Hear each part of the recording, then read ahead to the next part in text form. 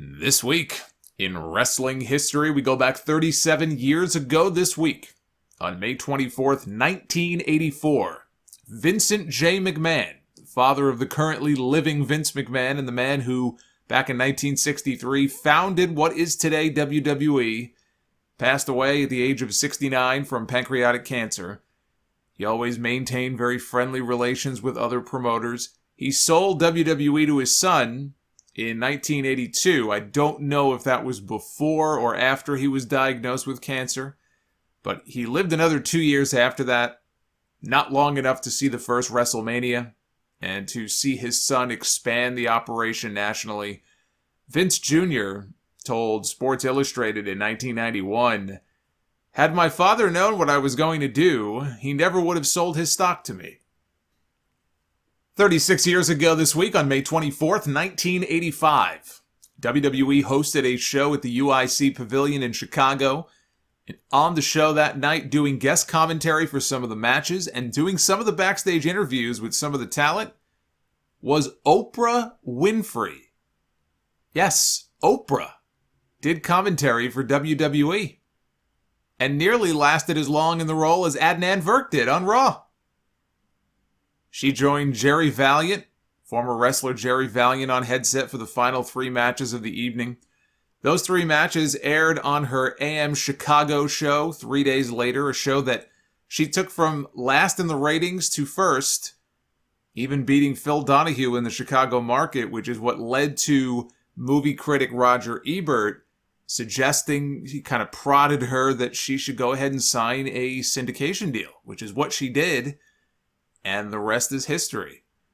Now, 2 funny things from the video when I watched it again on YouTube the other day, both involving Hulk Hogan and Oprah. First, in her backstage interview with Hogan before his match with Don Morocco, she asked him at one point if he did any drugs, which is funny enough. I mean, they were all doing drugs back then. I'm sure Hogan was hardly the only one. I mean, it was the 80s. But she was asking him, because you're a role model to children all over the country, and it's very important to let them know that it's not just that you tell them not to do these things, but they have to know that you don't actually do these things. Drugs are bad, okay?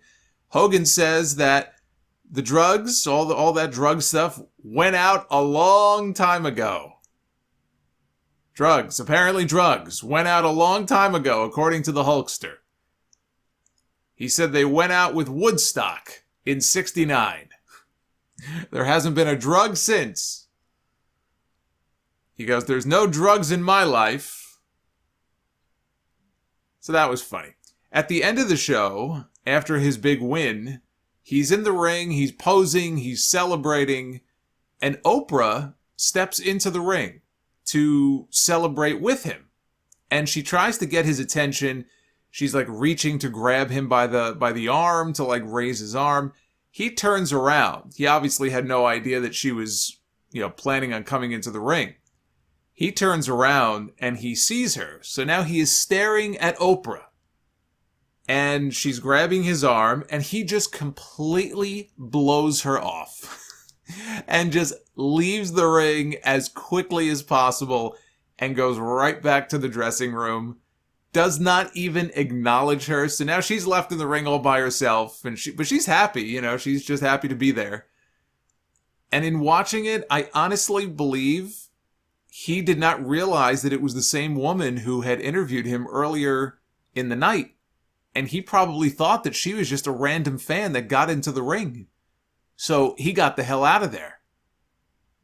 I'll bet anything that that's exactly what happened. Just you watch it, it's just very bizarre. 34 years ago this week, on May 26th, 1987, before Rob Van Dam and Sabu got pulled over by the cops in 2006, which killed RVD's run as the WWE champion, there was Hacksaw Jim Duggan and the Iron Sheik, who were arrested by New Jersey State Police during a routine traffic stop. They were pulled over on the Garden State Parkway by a trooper who said that he saw Duggan, who I assume was in the driver's seat, drinking beer. And Duggan was charged with possession of less than 25 grams of marijuana and having an open alcohol container in the car, while Sheiky Baby was charged with cocaine possession. 3 grams worth, to be exact, as well as possession of less than 25 grams of marijuana. The incident made national news because they had been feuding on WWE television at the time. And this was an era where, kayfabe was still protected. And for the two of them to be riding together, that plus the drugs, it was a PR nightmare for WWE. Both men were fired over the incident. Eventually, though, they were brought back, although Sheik didn't come back for many years. When he finally did, he was General Adnan. Duggan was brought back a lot sooner. Later that year, he was already back. But it was tough for Duggan. It was a huge blow for him. He had just debuted for the company a few months before this, and one of his first appearances was at WrestleMania 3. He wasn't in a match, but he was on the show and took a 2x4 to the Iron Sheik's back. Even after they brought him back to the company, he felt they never pushed him at a high level again because of that incident. He felt it killed all of his momentum. Even though he did win the first televised Royal Rumble match less than a year later. In his book, Duggan said that he never regained the momentum that he had before the arrest. They only used him as a mid-card guy when he believes he would have eventually been either WWE champion, Intercontinental champion, maybe a tag team champion. It sounds ridiculous, the idea of him being WWE champion, even though he was over. He was one of the more over babyfaces in the company. But it sounds ridiculous that in the era of Hulk Hogan and Randy Savage, that they would put the title on Jim Duggan. But here's why I would not completely laugh it off. He was a huge star in Mid-South before he came to WWE. And again, this happened not long after he debuted. He had already been headlining some house shows in matches against Andre the Giant, and they wouldn't just put anybody in that spot. Headlining against Andre, winning matches against Andre. So for a while there, they trusted him in that top babyface position to headline those shows that Hogan, wasn't on. Had that push continued, who's to say that when Hogan leaves the following year to go make No Holds Barred and they need somebody to step in and put that belt on, that Duggan would not have been that guy? Or that Duggan would, maybe Duggan would have been the guy to feud with, let's say, Ted DiBiase through much of '88 if DiBiase had won the championship at WrestleMania 4. Duggan and DiBiase had a very memorable feud in Mid-South. They worked together plenty of times before. If you believe the, legend that they only went with Savage because Honky Tonk Man refused to drop the Intercontinental title to him the month before WrestleMania, then Savage would have been the Intercontinental Champion. He would not have been wrestling for the WWF title. So the idea of Duggan either being the champion or being the number one contender to feud with a heel like DiBiase really is not as far-fetched as it seems. 25 years ago this week, first, on May 26th, 1996, WWE presented its In Your House Beware of Dog pay-per-view from Florence, South Carolina. This was the night of the big power outage that knocked down most of the show for viewers at home. The Smoking Guns won the tag team titles from the Godwins on the free-for-all pre-show, and in the opening match of the pay-per-view, Wildman Mark Merrow beat Hunter Hearst Helmsley. After which, a massive thunderstorm in the area knocked out the power and the pay-per-view feed right before the start of the Caribbean strap match between Stone Cold Steve Austin and Savio Vega. I vividly remember sitting there watching a blue screen for an hour until the feed finally came back on, just in time for the main event, which is all they had time for. Remember, these In Your House shows were not very long. They were only about 2 hours, actually a little less than 2 hours. But it came back on just in time for the main event between Shawn Michaels and the British Bulldog for the WWE title. This was not one of their better matches, and they did a disputed finish with Michaels hitting a German suplex. There had been a ref bump prior to this, And for the finish, we had 2 different referees counting each of their shoulders. So each referee had a different view. One was looking at Shawn Michaels' shoulders down on the mat. The other was looking at Davey Boy Smith's shoulders on the mat. They both counted 3. Controversy ensued. One said Shawn Michaels won. The other said Bulldog won. Gorilla Monsoon had to come out to help litigate. So it ended in a no contest. Michaels was livid.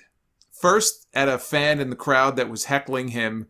At one point when Bulldog had him in a rest hold, Michaels looked over and cussed the fan out, called her a fat cow, which only caused other fans in her section to turn on him. And he was also pissed at the fact that he and Bulldog both had no idea that this match was airing live on TV. They thought they were still off the air and that they would just get to do the match over again a couple days later on the replay, with all the other matches that didn't air. So they were just sort of going through the motions and doing a lot of rest holds. About midway through the match, Earl Hebner relays to them that, hey, in fact, you guys are on the air, and there would be no rematch on Tuesday. So here's the finish that you need to do. And by that point, they both felt that the match couldn't be saved. They were both just infuriated. Michaels threw a temper tantrum. Big surprise there. Not the first time he would do that in a pay-per-view match in '96. But he threw a temper tantrum in the ring after the match was over that got edited off all of the subsequent viewings. So unless you were watching the show live, I doubt that you can probably find any footage of it. Certainly not on the network. But while the power was out, the matches in the arena went on as planned. They used battery-operated cameras to film. They had a low-power generator, and the matches continued. The show must go on. And so Savio Vega defeated Steve Austin, Yokozuna defeated Vader, and Goldust beat The Undertaker in a casket match to retain his Intercontinental title. But the video quality was so poor they couldn't use the footage. They were the literal definition of dark matches.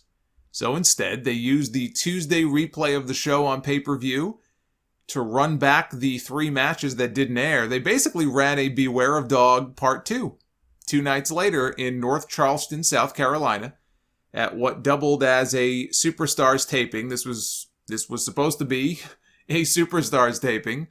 It ended up being a partial pay-per-view as well. Vega again defeated Steve Austin in a strap match. Only this time, Ted DiBiase, who was managing Austin at the time, had added the stipulation that if his man did not win, he, being DiBiase, would leave the World Wrestling Federation. This was his send-off as he was headed to WCW a few months later. The strap match, by the way, between these two, obviously I never saw the first one. Nobody did unless you were in the building that night. But the strap match at Beware of Dog 2, really, really good. It's actually one of my favorite Steve Austin matches. So if you can track that down, it's probably on Peacock. Definitely give that a watch. Vader beat Yokozuna. That was the only match outcome that had changed from 2 nights earlier. They just basically flip-flopped the winner in that match. And Goldust beat The Undertaker in a casket match for the Intercontinental title when Mankind popped out of the casket, put the mandible claw on The Undertaker, and put him in the casket. Now, the Superstars taping that night was pretty noteworthy. Featured Triple H giving Marty Garner the scariest looking pedigree that I have ever seen. It looked like Garner's, it might have been his fault, like he thought, Triple H was going for a suplex or something. He somehow ended upside down and got spiked right down on top of his head. It is a miracle he did not break his neck and wind up in a wheelchair. And Steve Austin beat Jason Arndt in a squash using the Stone Cold Stunner for the very first time on TV. And Arndt would go on years later to become part of Shane McMahon's Mean Street Posse as Joey Abs. This was an important night in the evolution of Steve Austin, if you think about it. First, he lost DiBiase as his mouthpiece, which he never really needed in the first place. And he debuted one of the most famous finishing moves in wrestling history. In between these 2 dates, in between 26 and 28, comes 27, as in May 27, 1996, WCW aired its first ever 2-hour edition of Monday Nitro from Macon, Georgia, remembered for the first appearance of Scott Hall, coming out of the crowd during a very exciting barn burner of a match between the legendary Steve Dahl and the Mauler, who used to be Blake of the Beverly Brothers in WWE. This was the start of one of the biggest angles in wrestling history. This was the genesis of what would become the New World Order. Hall was basically playing the Razor Ramon character. Only difference is he was wearing denim. And right down to the accent. This was Razor Ramon. He said, "You people know who I am, but you don't know why I'm here. You want to go to war? You want a war? You're going to get one." Forget CM Punk. This right here, especially if you were a fan back then and you remember watching this, this right here, this was the real pipe bomb that set things off. He came back out for another promo at the end of the show to confront Eric Bischoff at the announce desk, or as he called him, the Ken Doll announcer, challenging him to get 3 of his best guys to take on 3 of their own. Again, acting like he was there on behalf of Vince McMahon. It's like Vince McMahon sent him. The idea was to set up a 6-man tag at the Bash at the Beach pay-per-view in July with Hall, Nash, who would debut a couple weeks later, and Lex Luger, very likely being the one to turn against WCW. The idea was that, in storyline, the idea would be that from the moment Luger came back to WCW the previous year, he was basically a mole for WWE. And they would then take on Sting, who was also talked about for that 3rd spot, and I think Eric Bischoff said the idea would have been to go with Sting. So again, Luger may have been one of the initial working ideas, but they would have taken on Sting, Randy Savage, and either Ric Flair or The Giant. This was before Bischoff ultimately got Hulk Hogan to agree to turn heel, which worked out far better than Lex Luger would have, or Sting. For this to work as well as it did, it really had to be Hogan. This does not work as well as it does if you don't get the biggest star in the company, who at one time was the biggest star in the other company, to be that 3rd man. It just, it might work for a while, but it definitely does not rise to the level that the NWO ends up rising to. Vince McMahon had to go on Raw the following Monday and state that Diesel and Razor Ramon were no longer part of the World Wrestling Federation and that they were participating in a ruse for a rival wrestling organization. They also released a copy of a legal letter that they had sent to Scott Hall. They put this letter out on their America Online site for everybody to read, which basically let Hall know that he was infringing on their intellectual property by continuing to portray the Razor Ramon character and utilize the Hispanic accent that they had given to him. And as such, they would be withholding all future payments that were due to him until the matter is resolved. 24 years ago this week, on the May 26, 1997 episode of Monday Night Raw, one of the greatest matches in Raw history took place with Stone Cold Steve Austin and Shawn Michaels as unlikely partners, beating Owen Hart and the British Bulldog to win the Tag Team Championship. One of my favorite Raw matches. Michaels was just on absolute fire in this match. He was moving around with lightning speed. You watch this match, you would not think twice about calling Shawn Michaels the best in the world at that point, or at least the best in this country. This was in the ring. This was peak Shawn Michaels right here. And it was his first match in 3 months. This is his very first time back in the ring since he lost his smile. And he was on Raw crying and teasing that he might have a career-ending knee injury. 90 days later, he's back in the ring. No signs of ring rust. No signs of injury. No signs of slowing down. He was as good as ever. It was amazing. Didn't miss a beat. Austin left Michaels to die in the ring at the hands of the Hart Foundation when the match was over. They were beating down Shawn Michaels. Austin while his partner was getting the shit kicked out of him, he went and grabbed the belts. He started making his way around the ring. He's looking inside. He's kind of thinking, should I get in there and help him? And then Austin looks over and he sees Bret Hart all by himself. The Hart Foundation left him all alone up there. He's standing up, but this was during the period where Bret was still getting over the knee surgery that he had. He was in the wheelchair. He's standing there with one good leg. Austin locks eyes with him. Bret sees him, says, oh shit. And Austin takes off for Bret, runs up the ramp, tackles him down. A very memorable segment, very memorable angle on Raw. Wheelchair Bret. Wheelchair Bret, one of the better incarnations of Bret because it forced him to cut more promos. And I still say 97 was really his best promo year. Outside of that one El Dandy promo he did with Mean Gene in WCW.